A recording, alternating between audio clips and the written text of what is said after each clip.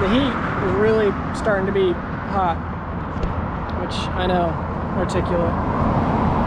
But I took a little longer in the Dalles just to sort of wait out some of the hot part of the day because it was pushing like 108, really getting warm. Now I'm back out there trying to get a little bit farther. I was trying to get to Hood River by tomorrow, but tomorrow is supposed to hit like 115 or 117 or something. So I don't know how far I'll be able to get as we drink so much more water. It's just crazy.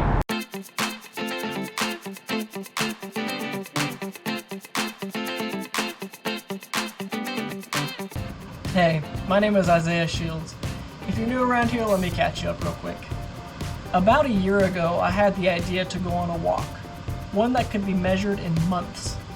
The idea proved to be surprisingly resilient, so when winter temperatures ebbed, I began walking. To give the walk some structure, I decided to walk from the westernmost point of the contiguous 48 states to the easternmost point. Points found, respectively, at Cape Alava in Washington State's Olympic Peninsula, and at the West Quoddy Head Lighthouse in Maine. Since the real objective was to see the world at Marco Polo's pace, I decided to walk from where I lived in Provo, Utah to Cape Alava, and then turn around and walk to Maine. So far, it's been an incredible journey.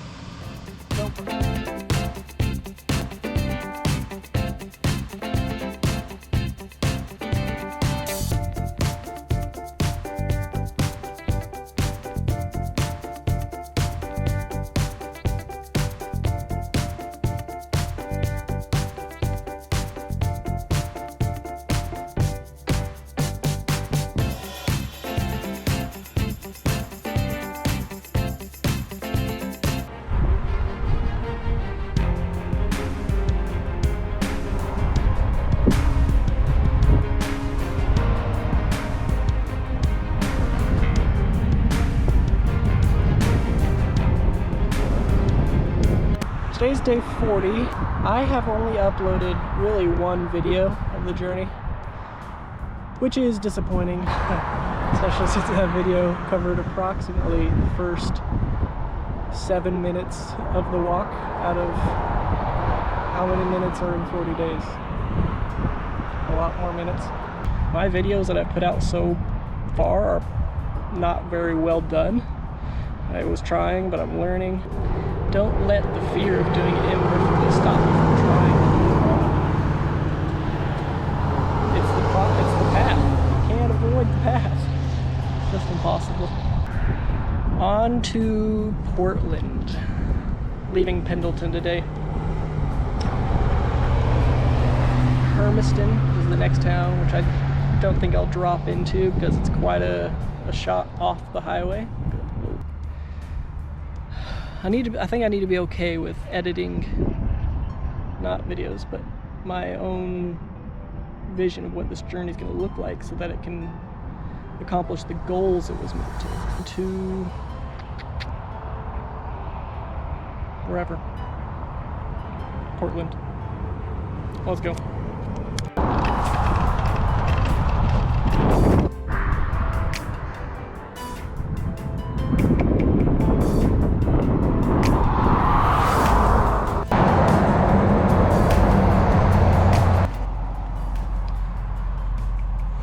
You know, I always wanted to be an early morning person. And no matter how many times you tell yourself that the previous evening, like, alright, I'm gonna wake up early tomorrow, never happened.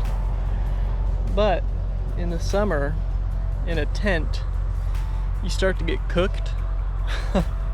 Which is honestly the best way to describe that, around 6:30. So now I'm a pretty early morning person because I can only stand being cooked alive for 10 to 15 minutes before I'm like, oh, okay, gotta get up. Day before yesterday, I stayed in a hotel for the first time the whole trip. Don't think I'll do it again. It just made it too comfortable. But to get my cart through the hotel door, there used to be these bars on the outside of the wheels, but they made the cart too fat to put it through the door. So I just had to rip them off. that did leave a jagged metal edge on each side. And since I take my cart into my tent with me to prevent, you know, bugs getting into it, people getting into it, to be bugged by people getting into it. Anyway, this morning when I was taking it out, the jagged edge cut a hole right in my tent, which is probably not good for the bug-proofness of the tent. Well, it happened already here, and I sort of try to put something there every evening so that bugs don't get in. I think I'm going to need a new tent soon. I did bring a sewing kit, so I'm sewing this hole closed, and then I'll get going for the day. I need a new tent. Sewing things takes longer than I wish it would, and I'm not very good at it. But bugs in my tent is a standard of living I will not stoop below. I need to not have bugs in my tent or else I'm not going to sleep at all. It kind of looks like it was a plot for like a suburban neighborhood. Private property. I looked at it on Google Maps. It looks exactly kind of what I was thinking. But apparently the Hansel Bros, or as Lego Batman would say, Bros, don't want people checking it out. I want to climb that water tower so bad. I don't have complicated dreams. Just want to climb a water tower. After some internet research, apparently it is the old town of Ordnance, which served the old army depot across the street back in the 40s. And then it was phased out in the 50s and became all privatized in the 60s. Big truck of onions. Of course, the first ghost town I get to is now privately owned. But yeah, it used to be a little army town. But now, I mean, it was a pig farm for a while, and now I think it just is used as sort of the headquarters for the local farm, which is still run by the guy, the Hansels. Last night there was a lot of cloud cover, which kind of has like a greenhouse effect. It just stayed warm all night. Like too warm. It was like mid-70s, I think. It's funny, I don't think there hasn't been a day, at least not that I can recall, where some part of at least one of my feet hasn't had some kind of twinge or ache or something. And today it's the top of my left foot. I never have a day where I'm just like, wow, nothing wrong with my feet. There's always something wrong with my feet. This is actually a momentous occasion, because when I told people I was going to walk across America, people were like, all you're going to see is corn. I'm 100% positive I'll be like not that enthralled by corn once I pass somewhere with a lot of corn. This is my first corn, so I'm pretty excited about the corn.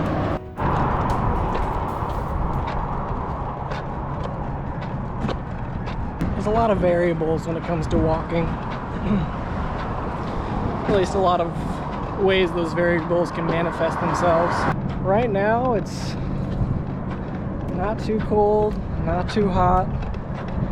I'm walking slightly downhill, so I don't really have to push that hard on the cart, but it's not so steep that I have to like work. The shoulder is plenty big. Normal strips are over there. The asphalt, really smooth, without a lot of cracks or rocks. In fact, no cracks, and not very many pebbles, which kind of jam up my front wheels. And traffic right now isn't too bad. There are sometimes long stretches like this where just nothing. In fact, what inspired this video is there was actually like a minute and a half there where I don't think a single car passed me. And the sun is behind a cloud. It's peaceful.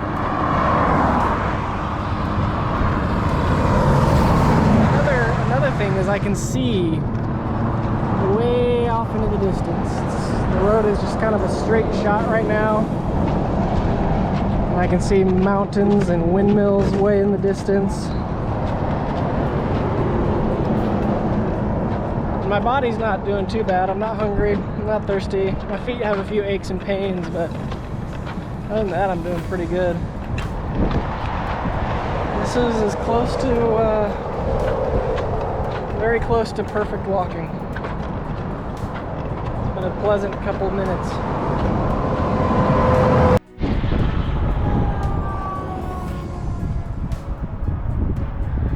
Siren started just as I turned on the camera. Wow, I don't think you'll be able to see me very good. But I'm in Pendleton, Oregon. We had a killer sunset tonight. Siren is pretty good at making me jump. 29-mile day, Pendleton, Oregon. Let's do it again tomorrow.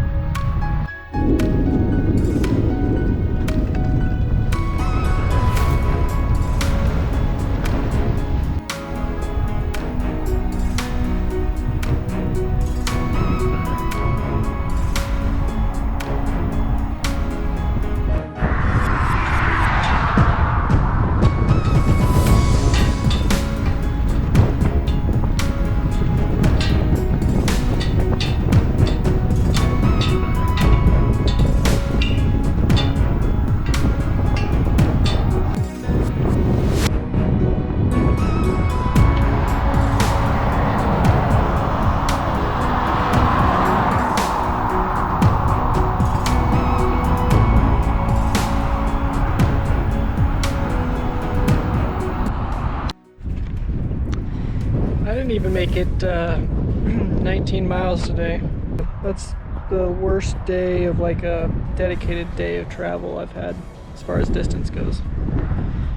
It was hot, which wasn't really the problem. The problem was wind. It's really strong headwind all day. And then the shoulder of the road was really coarse asphalt. And with the little wheels I have, just those little casters, it does a surprising amount of damage to my productivity. I mean, it's probably, conservatively speaking, it's probably like 30% more energy intensive to push on coarse stuff like that.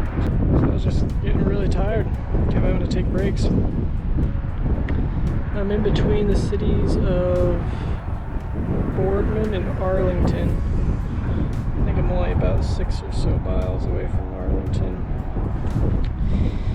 But I decided to stop a little early because 1, I'm tired. And 2, for like the last mile, really suddenly, but for the last mile, there's been these really big cricket-looking things. And I don't think they're dangerous, but they're really big, and bugs are just inherently gross. And they all have like this little, it looks like a giant stinger on their butt. So I wanted a little extra light because I was gonna like try and push away from them, but I have no idea how long they're gonna last. And in like the second week, I had a dog bite a hole in my tent. And usually I like put a box on it, but I don't think it's a perfect barrier for like a bug to get in. And I do not want to wake up with one of these things crawling on me. That would be a startling wake up, to say the least. So I have a sewing kit, and I'm going to do a very bad job of sewing it up, which, as bad as it will look, it'll probably keep the bugs out, which matters to me. So I'm gonna get to sewing.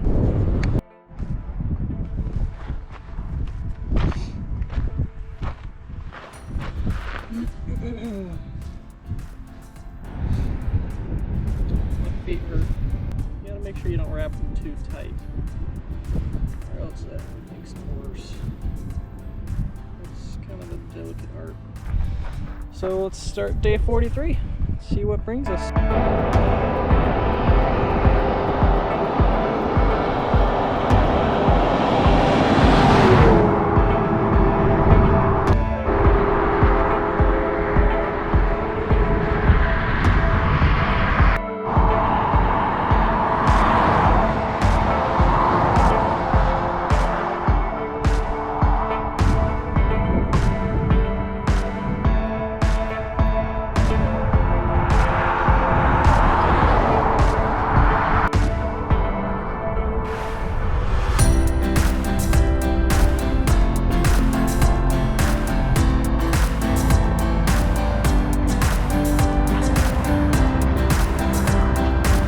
Asphalt.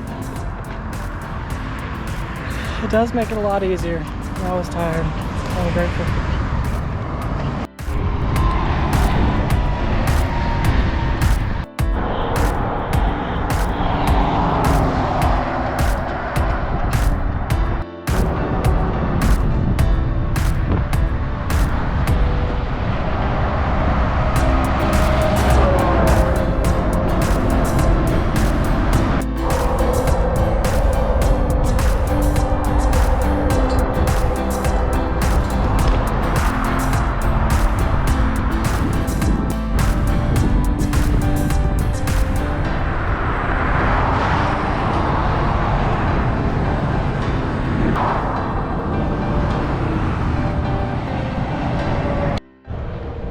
One of the more frustrating parts of my cart right over there is it doesn't fit through your standard door, which can be annoying if I want to go inside of anything.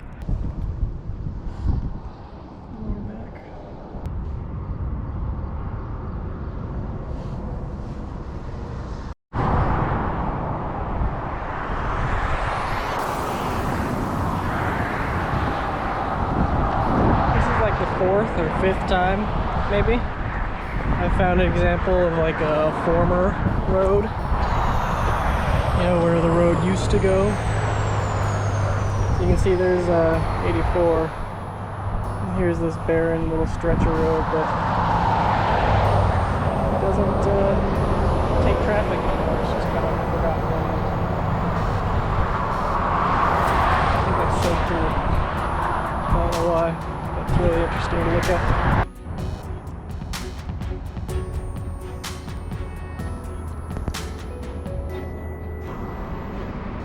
99 degrees, so it could be worse, but it's warm. I can feel the heat of the asphalt coming through my shoes. I'm in Rufus, Oregon, which is an adorable town. Very small. Right next to the Columbia River. You'd think it would keep it cooler, but it's not really. Man, it's hot. All right, I'm walking on the little, like the old highway rather than the new freeway, or I think it's also called a highway, but 84, the interstate. And it is so much better. I've been passed by like 5 cars maybe, and I can see the little cute houses, the old businesses. This is just so much better.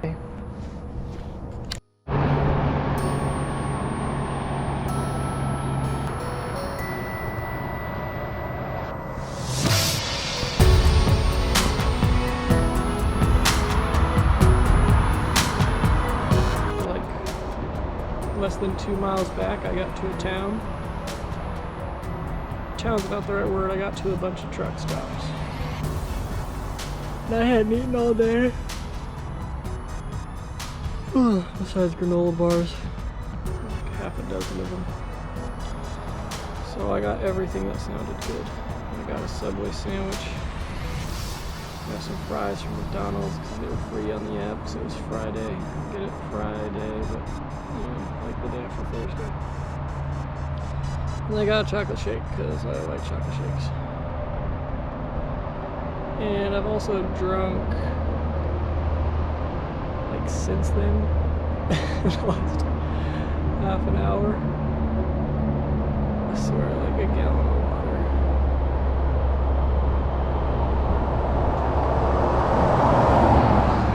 My stomach is so full it hurts. And it doesn't help that it's like basically 100 degrees out here. I need to lie down so bad, but I'm not in a good spot for like camp. If I was, I would be camping.